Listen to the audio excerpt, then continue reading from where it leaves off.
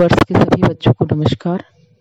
बच्चों, आज मैं जनवादी चीन का जनवादी लोकतंत्र के बारे में हम चर्चा करेंगे। बच्चों, आपको पता है कि वर्तमान में चीन में समाजवादी गणराज्य है और जिसका नेतृत्व एक दल यानी कि साम्यवादी दल के हाथों में है। और चीन जो है वो विश्व की दूसरी सबसे बड़ी अर्थव्यवस्था है और सुरक्षा परिषद का स्थायी सदस्य भी है। बच्चों, चीन जो है वहाँ पर साम्यवादी दल का एकाधिकार है, किंतु इसके बावजूद भी वहाँ पर जनवादी लोकतंत्र के नाम से विख्यात है। वो चीन की शासन व्यवस्था के संबंध में इस बात पर बहुत ज़्यादा विवाद है कि इसे लोकतंत्रीय व्यवस्था कहा जाए या अधिनायकवादी। अगर ऊपरी तौर पर हम देखते हैं और उसका अध्ययन करते हैं तो ये हमें अधिनायकवादी ही लगती है, किंतु कुछ बातें हैं जो वहाँ पर लोकतांत्रिक भी है।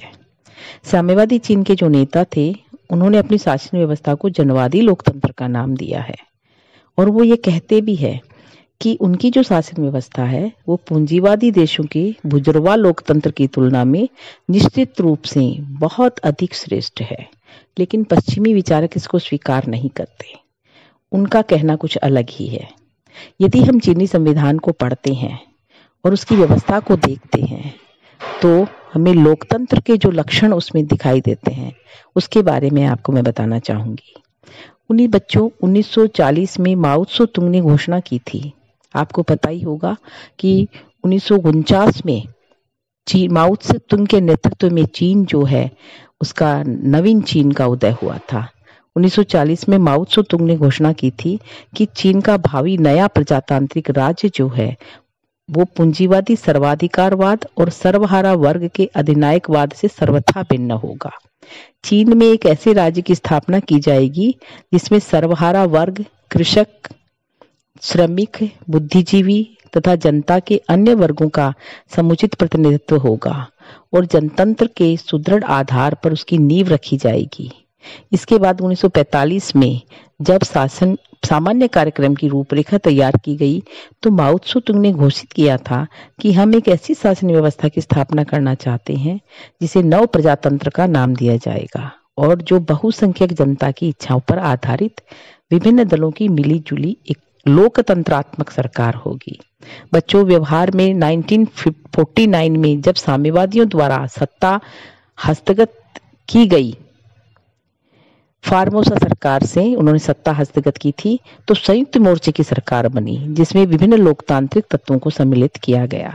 1954 में जिस नवीन संविधान को अपनाया गया उसके प्रथम अनुच्छेद में कहा गया है कि जनवादी लोकतांत्रिक चीन सर्वहारा वर्ग के अधिनायकत्व का समाजवादी राज्य है। श्रमिक वर्ग इसका नायक है और यह श्रमिकों और कृषकों के सहयोग पर आधारित है। संविधान की प्रस्तावना और उसकी अनेक धाराएं जो है वो ये स्पष्ट करती है कि जनता का व्यापक जनवादी मोर्चा चीन की जनवादी लोकतांत्रिक व्यवस्था का मूल आधार है। बच्चों, संविधान और शासन व्यवस्था जो चीन की है उसमें कुछ लक्षण लोकतांत्रिक है, जैसे कि चीन की राष्ट्रीय जन कांग्रेस के निर्वाचन एवं प्रतिनिधित्व का विवरण जो संविधान में बताया गया है वह प्रजातंत्रीय ही है, क्योंकि संविधान के अनुसार राज्य परिषद राष्ट्रीय जन कांग्रेस के प्रति उत्तरदायी है। इसी प्रकार संविधान में अधिकार और कर्तव्य की घोषणा प्रजातंत्र के प्रति अपना झुकाव प्रकट करती है। इन अधिकारों के अनुसार कानून के समक्ष सभी समान होंगे और सभी व्यक्तियों को रोजगार का अधिकार होगा। ये बहुत महत्वपूर्ण बात है। सभी राष्ट्रीय जातियों को समान माना गया है क्योंकि वहाँ बहुत सारी जातियां निवास करती है और उन्हें इसी आधार पर प्रतिनिधित्व देने की बात भी कही गई है। कुछ तो ऐसी बातें हैं जिनसे ऐसा लगता है कि चीन का संविधान प्रजातंत्र के मार्ग पर पश्चिमी देशों से भी बहुत आगे है। उदाहरण के लिए प्रत्यावाहन यानी रिकॉल की व्यवस्था जो है वो ऐसी ही है जिसके अनुसार जनता निर्वाचित प्रतिनिधि को वापस बुला सकती है। संविधान में यह भी व्यवस्था है कि किसी शासनाधिकारी के कार्य से हानि पहुंचने पर नागरिक उससे जुर्माना वसूल कर सकते हैं।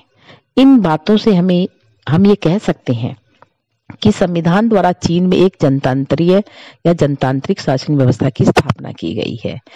बच्चों, मैं अब जो दूसरा वीडियो बनाऊंगी उसमें शासन व्यवस्था का जो वास्तविक रूप है अधिनायकत्ववादी, उसके बारे में विचार करूंगी। धन्यवाद बच्चों।